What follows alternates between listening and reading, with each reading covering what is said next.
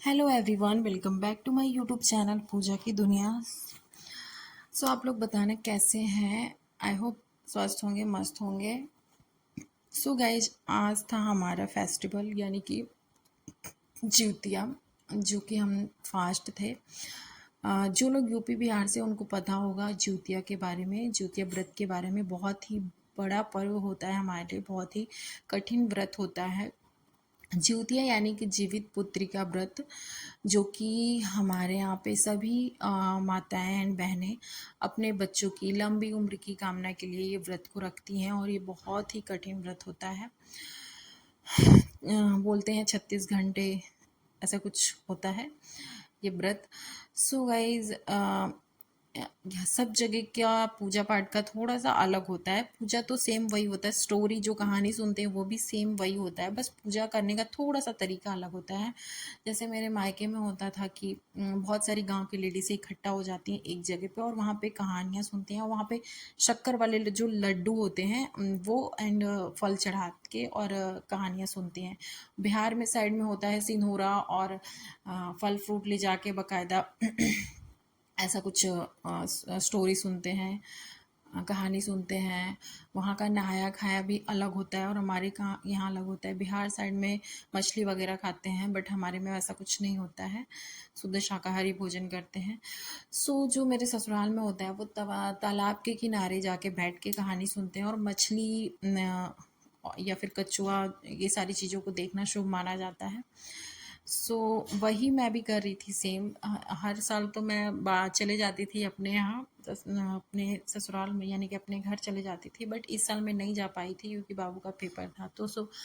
मैं वही तालाब के किनारे आके कहानी सुनी और थोड़ा सा पूजा पाठ हुआ।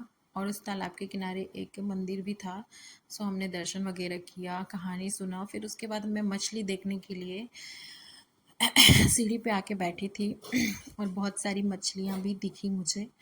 और बाबू इंजॉय करने लगा मछली पकड़ने के लिए, लकड़ियों से मार रहा था मछलियों को।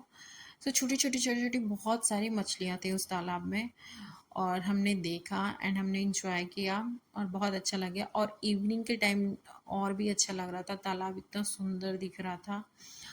और इस तालाब के साथ भी एक स्टोरी है।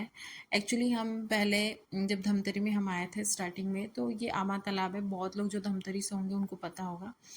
इसके जस्ट पीछे जो कॉलोनी है हम वहीं रहते थे, बट अभी हमने चेंज कर दिया। वो उसमें एक ही साल हम रहे, उसके बाद हम चेंज कर दिए। तो जब हम वहाँ रहते थे तो बाबू के पापा ने एक कछुआ लाया था। वो कछुआ एक दिन तक इनके गाड़ी के नीचे आ गया था। वो कछुआ तो ले आए थे कि इसको रखेंगे घर में करके। उसको एक दिन तक हमने रखा और वो कछुआ इतना बेचारा डर डर के साइड में जाके छुप जाता था। मैंने उसको रात भर देखा।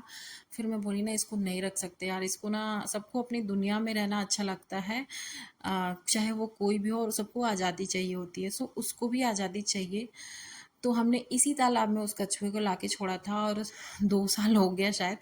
तो बाबू बोल रहा था मम्मा उस कछुए से हम लोग मिल लेंगे जाके, बट ऐसा नहीं होता है। वो होगा तो इसी तालाब में या फिर कहीं चला भी गया होगा, वो आई नो, पता नहीं।